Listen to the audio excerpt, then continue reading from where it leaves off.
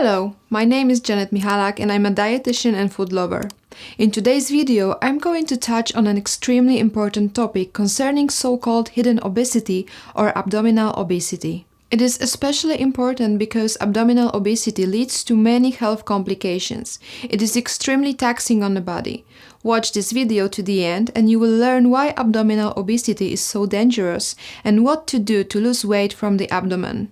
Of course, I will also tell you how to check if abdominal obesity is a problem that affects you. Let me start with a brief explanation of what abdominal obesity is in general. Abdominal obesity goes by many different names. This type of obesity is also referred to as visceral obesity, android obesity, or apple-type obesity.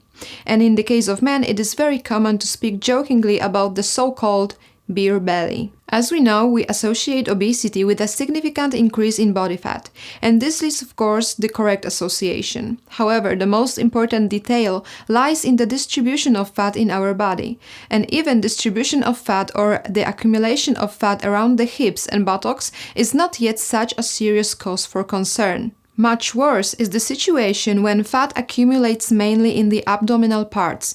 It is this phenomenon that we call abdominal obesity. Why is this type of obesity extremely dangerous to our health?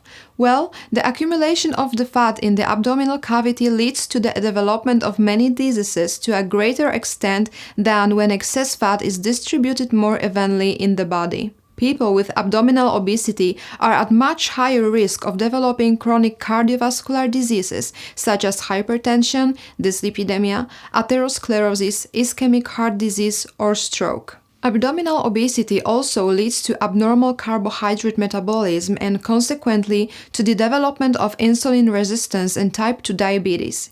Too much fat distribution in the abdominal area also significantly increases the risk of cancers like colon cancer and breast cancer. In the case of the latter, even by as much as 91%. It should also be noted that excess fat located in the abdominal cavity disturbs the digestive system and causes dyspepsia or functional indigestion. In people struggling with functional dyspepsia, it is very common to observe symptoms such as a feeling of fullness, early feeling of satiety, pain and burning sensation in the epigastrium. Given all this information, I don't think anyone doubts anymore that abdominal obesity is an insidious enemy, that we sooner fight it, the better for our health. In the introduction, I said that abdominal obesity is otherwise known as hidden obesity. This is because visceral fat, that is fat surrounding our internal organs located in the abdominal cavity, is not always visible to the naked eye. In fact, the problem of hidden obesity can affect us even when our body weight is normal. It is then said slim on the outside, fat on the inside. The most effective ways to diagnose abdominal obesity is to perform an MRI, CT scan or X-ray absorptiometry, abbreviated as DEXA. Unfortunately, these methods are not very commonly used for the mentioned purpose. However, there is a homemade, simple way by which we will be able to identify abdominal obesity in ourselves with very high probability, but the more visible one. It is the calculation of the so-called WHR index. This is nothing more than the ratio of waist circumference to hip circumference. Measure the waist circumference and then the hip circumference using, for example, a Taylor's tape measure. To calculate the WHR, divide the resulting waist circumference by the hip circumference. Abdominal obesity is diagnosed when the value is above 0.8 in women and above 1.0 in men. If you already know what abdominal obesity is, what it can lead to and how to diagnose it, then let's now move on to the most important thing, which is to discuss how to lose weight from the abdomen. To deal with this problem, you need to do exactly the opposite of what causes it. I'm referring primarily to improving eating habits, increasing the quality of sleep, combating stress, and incorporating physical activity. Since the topic of nutrition is particularly close to my scientific interest and accompanies my daily work, this is what I will focus on the most. Scientists have proven that increased consumption of trans fatty acids can lead to abdominal fat accumulation. Therefore, the first and one of the most important dietary recommendations is to limit reaching for products that are sources of trans fats. Trans fats can be found primarily in fast foods such as pizza, casseroles, fries, burgers, but unfortunately not only. Trans fats are also very commonly found in confectionery and salty snacks. Therefore, if you want to lose weight from your belly, then I advise against eating potato chips, crackers, cookies, donuts, chocolate, wafers, and so on. Unfortunately, there is no legal provision mandating manufacturers to inform consumers about the trans fat content of food products. However, if on the product label in the list of ingredients you come across the term partially hydrogenated, you can be almost sure that there are trans fats in this product. The formation of abdominal obesity is also promoted by excessive sugar consumption. We are of course mainly talking about simple sugars. One of the worst product groups in the terms of posing a risk of developing this type of obesity is sweetened beverages. I found a scientific study conducted with people with diabetes that showed that consuming more than one serving of a sweetened beverage per week increases the risk of developing abdominal obesity by as much as 5 times. Here I will add that in one 500 ml bottle there is as much as approximately 40 to 50 grams of sugar. It's as if we sweetened one glass of tea with 4 or 5 teaspoons of sugar. If someone drinks such drink regularly, their pancreas is literally begging for mercy and their waist circumference is increasing year after year. In addition to limiting the intake of sweetened beverages, I also recommend consuming less sweets, including milk chocolate, candy, jelly beans, and cereal bars. It would also be prudent to reduce the consumption of jams, especially those that are highly sweetened, honey, fruit yogurts, and syrups like maple syrup or agave syrup. In addition, I also recommend keeping fruit consumption in moderation, especially dried fruit, which is a concentrated source of fructose. Speaking of raw fruits, grapes, ripe bananas, pears, apples, blueberries, pineapple are particularly rich in fructose. In contrast, citrus, watermelon, strawberries, and raspberries contain relatively little fructose. However, I emphasize that is about a certain moderation, not the complete elimination of fruit from the diet. Let's eat more low-sugar fruits and be careful with sugar-rich fruits. Some of these sugar-rich fruits are even worth replacing with fresh vegetables. At this point, I will add that there is one unique fruit that can especially support the health of those struggling with belly fat, and that is the avocado. In a study conducted, researchers noted that eating one avocado a day for 3 months reduced abdominal obesity. There is another group of products that causes visceral fat deposition, and it is alcoholic beverages. Researchers conducted a study in which they showed that people who consumed larger amounts of alcohol had higher levels of body fat in the abdominal area than people who used alcohol very rarely. Therefore, an important part of the fight against abdominal obesity is abstinence from alcohol, or at least a significant reduction in reaching for it. In order to lose weight from the abdomen, it is worth not only reducing the intake of certain products, but it also worth including in the diet those ingredients that may prove to be helpful.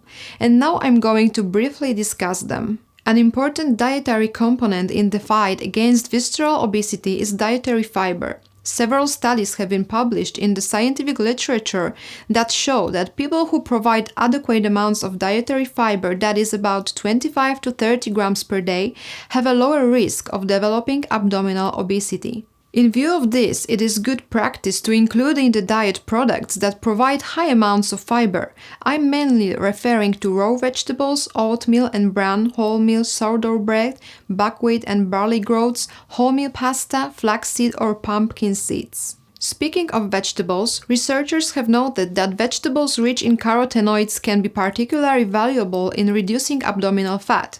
Among them are tomatoes, carrots, peppers, kale, spinach, pumpkin and sweet potatoes. For bread, on the other hand, I emphasize that it should be sourdough whole grain bread, and this is supported by scientific studies that have shown that eating just sourdough whole grain bread can contribute to some degree to visceral fat loss. Such an effect was not observed in those who consumed wheat bread. Beneficial effects on reducing belly fat are also shown by omega-3 fatty acids, of which docosahexaenoic acid, abbreviated as DHA, is the most noteworthy.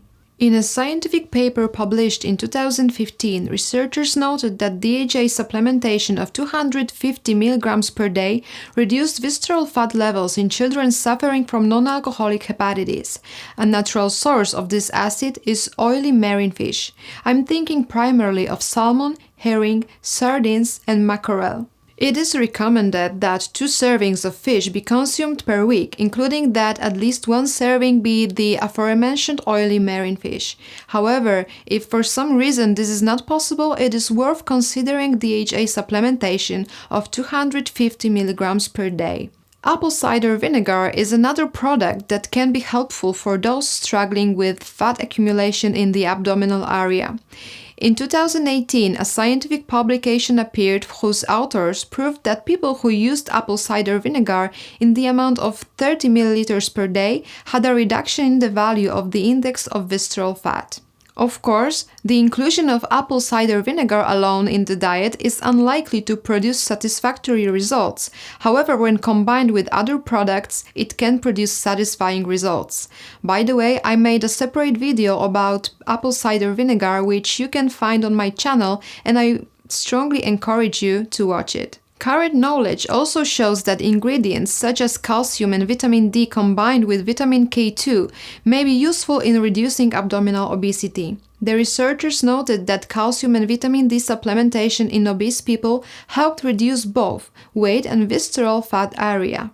Therefore, as I have mentioned in several other videos, so I will also mention here that in my opinion everyone should supplement vitamin D, unless the body is actually saturated with it, but these are rather isolated cases. As for calcium, you'll find it in dairy products, nuts, kale, and fortified mineral waters, among others. While we are on the subject of vitamins, I will also add that one study noted that vitamin K2-MK7 can also reduce belly fat. And at least in the context of getting rid of visceral tissue, this is an argument for combining vitamin D with vitamin K. There is increasing talk in the scientific world that our body weight, including levels of abdominal fat, is influenced by the bacterial flora inhabiting the gut. I found 2 scientific papers that proved that administering probiotics or beneficial bacteria can result in lower abdominal obesity. The beneficial effect was attributed to bacteria of the Lactobacillus gasseri species. It is worth remembering this name because when we talk about the properties of probiotics, it is necessary to emphasize the different bacteria. They show different effects. And if we care about fighting abdominal obesity, this is where Lactobacillus gasseri bacteria comes to the rescue. And finally, I think for some people not a special discovery, the researchers proved that people who followed a high-fat, low-carbohydrate diet lost more abdominal fat compared to those who were on a lower-fat diet. This only confirms that we should not fear fat per se, but should make sure to consume valuable sources of it. Here I will add that in the aforementioned studies, fat accounted for 38% of the energy value of the diet. I mention this so that you are aware that there is no need to put an equal sign between a high-fat diet and a ketogenic diet. And in this case, it is not necessary to follow a keto diet, in which fat usually accounts for more than 55% of energy requirements to reap the health benefits. Of course, I will also point out that in order to effectively combat abdominal obesity, a caloric deficit or energy-reduced diet is needed. However, I don't want to go into details here because the establishment of a negative caloric balance is an individual issue that must be tailored to the particular person. And this is where a nutritionist will be most helpful. In addition to dietary factors, there are other factors that can be mentioned that are related to abdominal obesity, which are related to our lifestyle.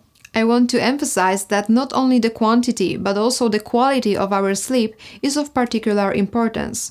Scientists have repeatedly shown that people who sleep too little or too long, as well as those whose traits are characterized by poor quality, are more likely to develop abdominal obesity. The mechanism of these relationships is not yet very well understood, but it is said to be mainly in the context of endocrine disruption. According to what the researchers noted, the optimal length of sleep was 6 to 7 hours. I think that in the near future I will record a separate episode dedicated to the basic principles of ensuring proper sleep hygiene. However, you can already find a video on my channel where I talk about best sleeping positions. I recommend to watch it too. As I proved in this video, abdominal obesity is a serious threat to our health. However, we have many options at our disposal to counteract it. I hope that through this episode you learned a little more about how to lose weight from the abdomen and, as a result, how to prevent dangerous health complications.